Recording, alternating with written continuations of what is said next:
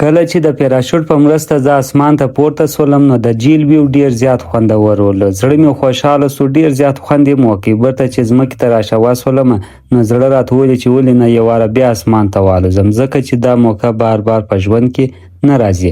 نو زما پیراشوټ وتړل سول، کښتۍ حرکت وکړ او زه اسمان ته والوتلم.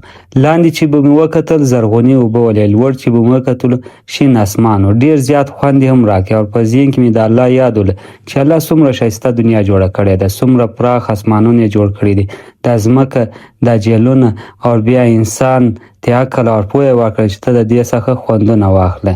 په دې ساعت په خوله مې رالو چې سبحان الله، یا الله ستا ډیر لوی نظام دی چې یو حد نه لري. الله دا دنیا ډیره ښایسته جوړه کړې ده او انسانان ته داسې دماغونه ورکړي دي، دا ګرده ذهنونه دي چې الله جوړ کړي دي، خلق ته رقم ذهنونه ورکړي دي. زه خو اول لاره کې والوتلم، الله په خیر راورسولم کې اوس مې دا بیا شوق وکړو سړی یو واره به بیا کې ولاړ شي. کښتۍ ته ګورې داسې کش ورکړی دي. د پیراشوټ په مرسته زه چې په اسمان کې الوتلی ولم نو د جیل ویو ډیر زیات خوند وکړي، ډیر ښه خوند مې پر واخیستم. په دې ساعت باندې اچانک د لاندې څخه آواز وسوله چې د پیراشوټ یوه سایډ باندې زور وکړه. ما چې زور وکړي نو پیراشوټ لاندې خواته روان سولو او زه ځمکې ته راورسېدلم. په دې ساعت مې الحمدلله وویل، د الله شکر مې وکړي چې الله د نړۍ ښایسته خوندو کې یو دا خوند هم په مایل دی. دلته خوندونه اخیستل کېدو وروسته موږ په کښتۍ کې کښېنستل او د جیل بلې خواته لاړو. هلته یو بله لوبه زموږ په انتظار و چې هغې لوبې ته ډبل ټیوب راید ویل.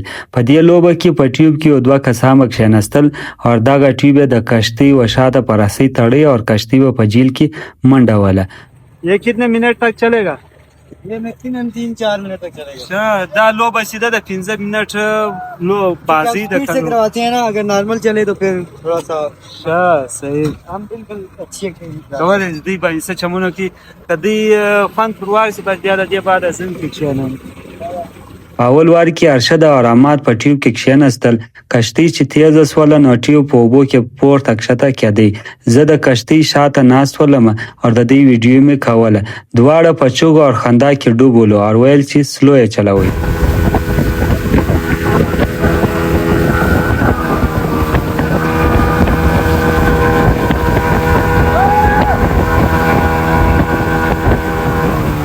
زه د کښتۍ و شاته ناست او د دې لوبې څخه مې خوندونه اخیستلو. دوی دواړه په چغو ولو په نارو چې یو دم ټیوب په اوبو کې ګذار سو. دوی دواړه د جیل اوبو ته ولوېدل خو لایف جاکټ یې اغوستی ولو برته اوبو راپورته کړلو. د دوی څخه زیات خوند موږ پر واخیستی او زړه راته وویل چې راسه دا لوبه به زه هم تجربه کړم.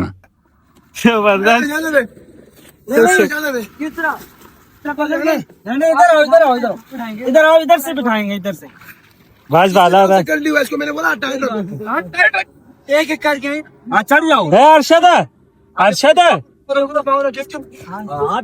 ये बच जेतस वदा دا وی سین بزم و دې څه ای پی آر بول دروګه دربار نه لگا नहीं डर वो नहीं तो बड़ा बड़ा वो कल से ज्यादा अरशद څنګه و ای پی آر ډیر ښایسته ما تا یو واره چې لګو بل एक मैंने दिला इसको वे गलती हुआ कितना ये भी गलती हुआ.